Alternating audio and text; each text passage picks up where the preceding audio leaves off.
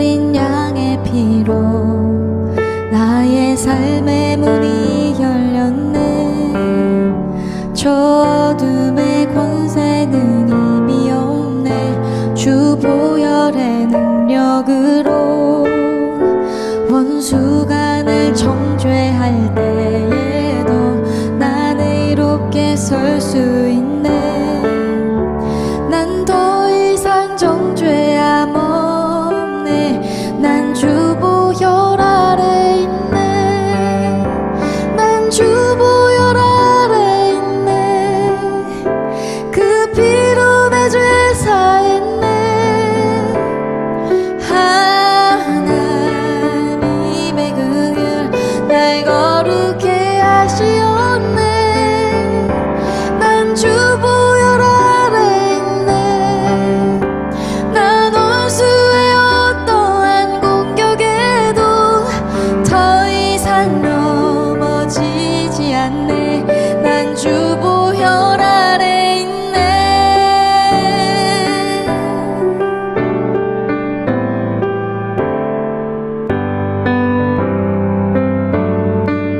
6월절 어린 양의 피로 나의 삶의 문이 열렸네. 저 어둠의 권세는 힘이 없네. 주 보혈의 능력으로 원수가 날 정죄할 때에도 나는 이롭게 설 수 있네. 난 더 이상 정죄함 없네. 난 주 보혈 아래 있네. 난 주 보혈 아래 있네. 그 피로 내 죄 사했네. 하나님의 긍휼 날 거룩해 하시었네. 난 주 보혈 아래 있네. 난 원수의 어떠한 공격에도 더 이상 넘어지지 않네. 난 주 보혈 아래 있네. 난 주 보혈 아래 있네. 그 피로 내 죄 사했네.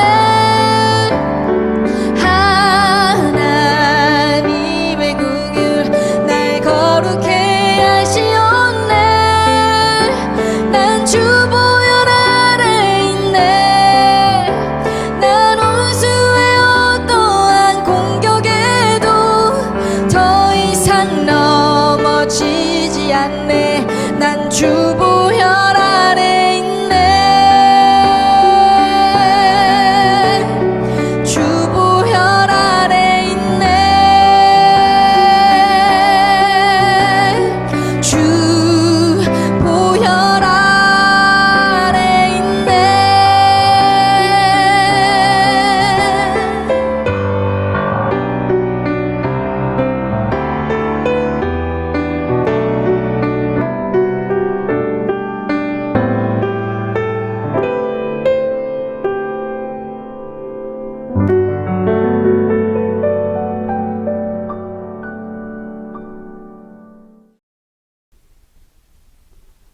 출애굽기 13장 1절부터 10절 말씀. 여호와께서 모세에게 일러 이르시되 이스라엘 자손 중에서 사람이나 짐승을 막론하고 태에서 처음 난 모든 것은 다 거룩히 구별하여 내게 돌리라. 이는 내 것이니라 하시니라. 모세가 백성에게 이르되 너희는 애굽 곧 종되었던 집에서 나온 그날을 기념하여 유교병을 먹지 말라. 여호와께서 그 손의 권능으로 너희를 그곳에서 인도해 내셨음이니라. 아비볼 이날에 너희가 나왔으니 여호와께서 너를 인도하여 가나안 사람과 헷 사람과 아모리 사람과 히위 사람과 여부스 사람의 땅 곧 내게 주시려고 내 조상들에게 맹세하신 바 젖과 꿀이 흐르는 땅에 이르게 하시거든 너는 이 달에 이 예식을 지켜 이래 동안 무교병을 먹고 일곱째 날에는 여호와께 절기를 지키라. 이래 동안에는 무교병을 먹고 유교병을 내게 보이지 아니하게 하며 내 땅에서 누룩을 내게 보이지 아니하게 하라. 너는 그날에 내 아들에게 보여 이르기를 이 예식은 내가 애굽에서 나올 때에 여호와께서 나를 위하여 행하신 일로 말미암음이라 하고 이것으로 내 손의 기호와 내 미간의 표를 삼고 여호와의 율법이 내 입에 있게 하라. 이는 여호와께서 강하신 손으로 너를 애굽에서 인도하여 내셨음이니 해마다 절기가 되면 이 규례를 지킬지니라. 아멘.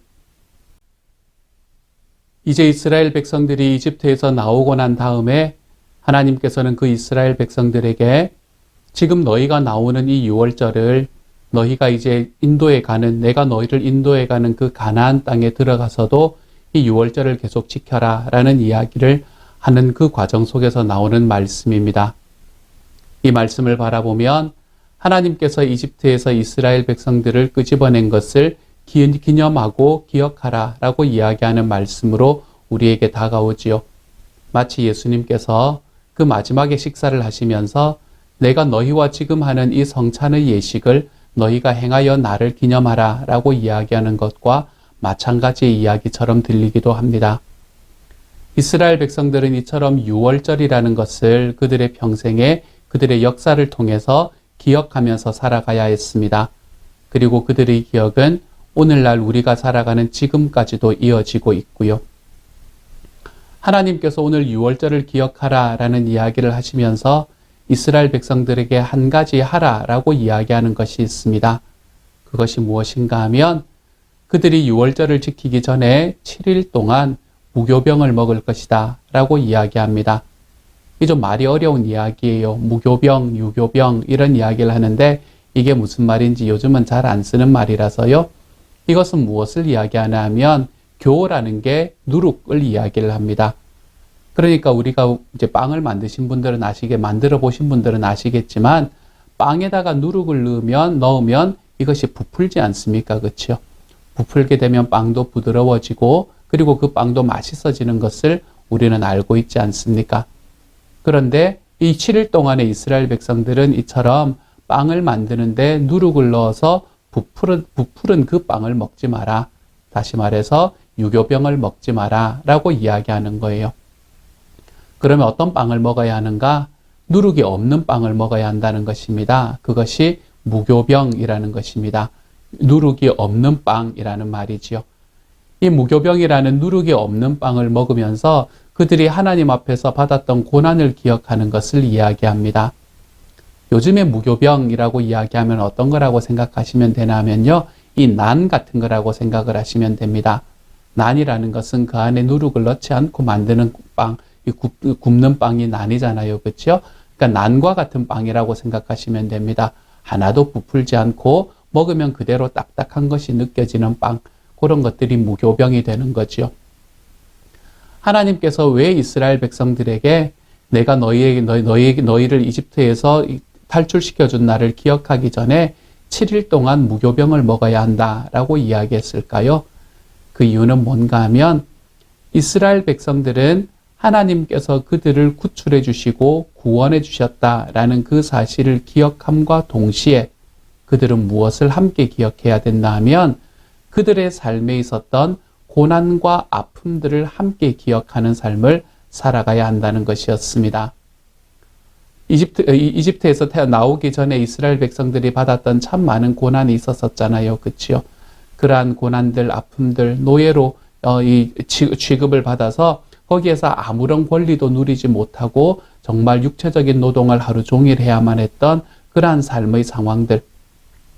이러한 상황들 가운데에서 하나님께서는 이스라엘 백성들에게 그런 것들은 깡그리 잊어버리고 내가 너희를 끄집어내었다는 것, 내가 너희를 구원했다는 그 사실만 기억하라 라고 말씀하시는 것이 아니라는 겁니다. 하나님은 우리가 살아가는 삶 속에서 하나님의 구원과 하나님의 풍성함도 기억하게 하시지만 하나님께서는 우리가 고통당하고 고난당하는 속에서 주님께서 어떻게 찾아오셨는가라는 그 사실 자체를 기억하기를 소망하십니다. 우리의 고난은 하나님을 볼 수 있는 통로가 됩니다. 우리 삶에 있는 아픔들은 우리가 주님이 어떤 분이신지를 깨닫게 만드는 통로가 됩니다. 그렇기 때문에 우리들의 삶에 있는 그 아픔들과 고난들을 통과할 때야 우리는 하나님께서 어떻게 우리들의 삶에 구원의 역사를 베푸시는지를 발견할 수 있게 되는 것입니다. 예전에 우리나라 속담에 왜 개구리 올챙이 시절 모른다라는 속담이 있지 않습니까? 우리가 하나님 앞에 구원을 받고 우리들의 살아가는 삶 속에서 좀 편안하게 살아가게 되는 그 과정으로 들어가면서 우리는 너무나 자주 우리의 예전을 잊어버리고 살아갈 때가 많습니다. 우리가 예전에 살아갔던 삶, 우리가 예전에 가지고 우리가 예전에 아파하며 살아갔던 그 삶들을 우리는 잊어버리며 살 때가 많습니다. 하지만 하나님은 내가 너희를 구원한 것과 함께 그 고난의 때를 같이 기억하라 라고 이야기합니다. 고난의 때를 같이 기억하면 무엇이 좋겠습니까? 우리들의 삶에 어떤 장점들이 찾아올까요? 첫 번째로 고난의 삶을 기억하는 사람들은 겸손해지는 삶을 살게 됩니다. 그 고난의 삶 속에서 내가 왜 안 해본 일이 없을까 아니에요. 그렇죠? 온갖 일들을 다 해보고 내가 정말 안간힘을 써봤는데 그 과정 속에서 내 능력으로 되지 않더이다 하나님, 우리가 이 고백을 할 수 있는 사람이 됩니다. 우리들의 삶에서 나의 고난의 과정 속에서 나의 고통의 과정 속에서 내 힘으로 그것을 뚫고 나가는 게 불가능합니다. 주님이라는 고백을 할 수 있는 사람이 비로소 하나님을 찾는 자리로 다가올 수 있게 됩니다. 아직은 내 힘이 남아있다고, 아직은 내 능력이 남아있다고 이야기하는 사람들은 하나님 앞에 무릎 꿇기가 쉽지가 않습니다. 그러므로 주님께서 역사하시는 일도 굉장히 한정될 수밖에 없죠. 우리들의 삶에서 정말 고난과 아픔이 있었던 것을 기억하고 그 고난과 아픔 속에서 내가 했던 모든 일들이, 나의 모든 수고와 노력들이 사실은 나의 삶을 그곳에서 이끌어내지 못했다는 것을 기억할 때, 그것이 바로 우리의 고난과 고통을 기억할 때, 그때에 우리는 하나님 앞에 겸손한 삶을 살 수 있게 됩니다. 나는 안 됩니다, 주님. 내가 불가능합니다, 하나님. 그러므로 주님께서 살아서 역사해 주십시오. 고백할 수 있게 되는 겁니다. 그러므로 우리가 겸손해지기 위해서는 우리의 고통을 기억해야 합니다. 우리의 고난받았던 때를 우리는 잊지 말아야 합니다. 그 가운데 하나님께서 어떻게 역사하셨는가? 그 가운데에서 나는 어떻게 실패했는가? 우리가 이것들을 우리들의 마음속에 기억하고 걸어갈 때 하나님께서는 우리가 주님 앞에 겸손함의 자리로 한 걸음 걸어 들어오게 하시는 것을 볼 수 있게 해주실 것입니다. 또한 우리가 우리 과거에 있는 고난과 고통, 그리고 그 안에 있었던 아픔들을 기억하고 기념해야 되는 이유가 무엇인가? 그 이유는 무엇인가 하면 우리가 고난을 기억할 때, 내가 그 속에 있었음을 알게 될 때 우리는 우리 주변에 있는 사람들에게 위로를 던지며 살아가는 사람이 될 수 있게 되기 때문에 그렇습니다. 우리들의 삶은 우리 주변에 있는 사람들을 바라보며 어떤 사람들은 위로하는 사람들이 있지만 어떤 사람들은 판단하는 사람이 있습니다. 나의 의로 내 삶을 가득 채우는 사람들은 주변에 있는 사람들을 판단하는 것을 두려워하지 않습니다. 그렇기 때문에 그들의 입에서 나오는 말들은 대단히 차갑습니다. 아니면 대단히 뜨겁습니다. 그래서 다른 사람의 마음에, 그들의 마음에 상처를 입히게 되는 그 길을 걸어가는 것이지요.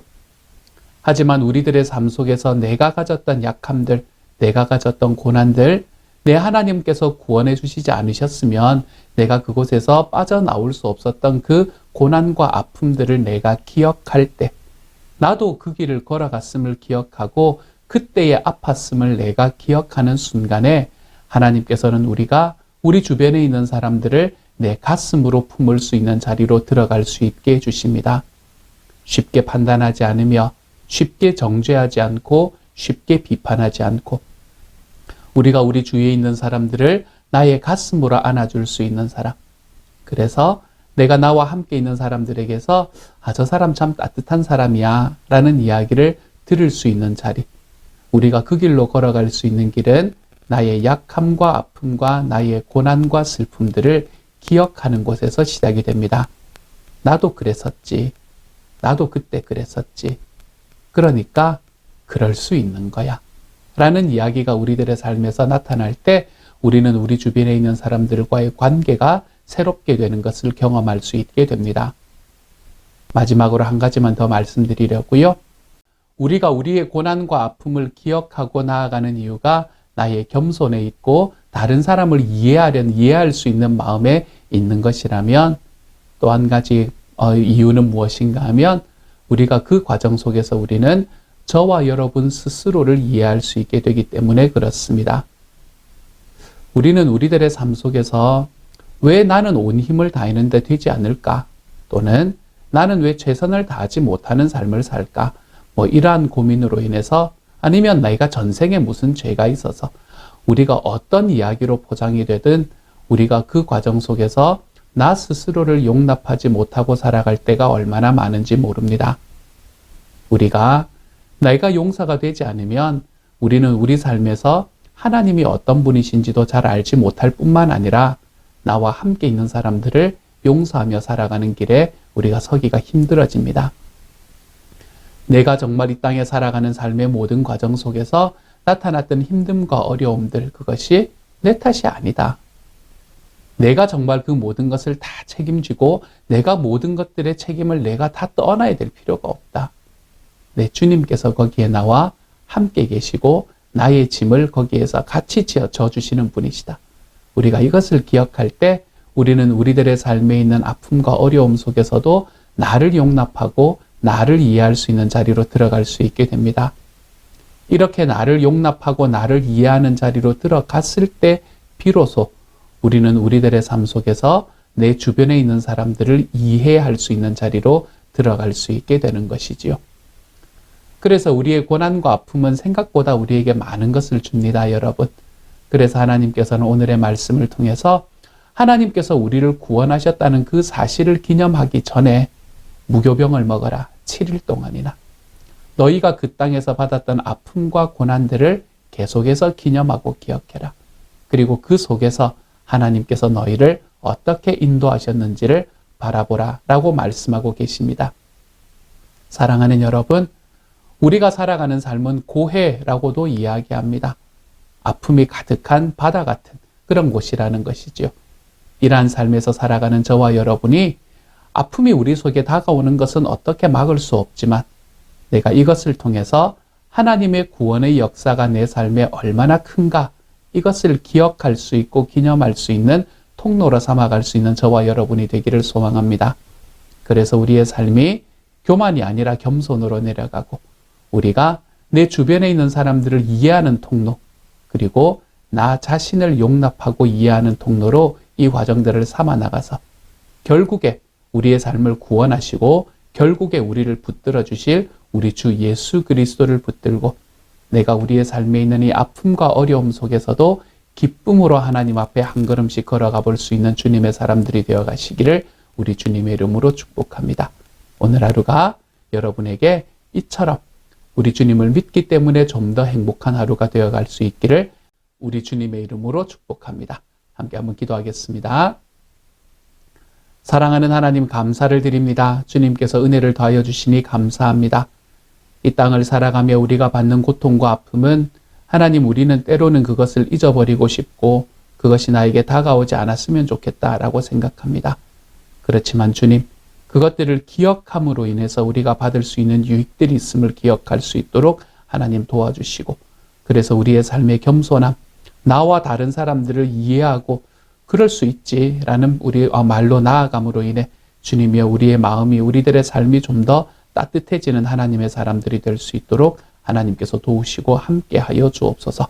모든 말씀을 우리 주님 예수님 이름으로 기도드립니다. 아멘.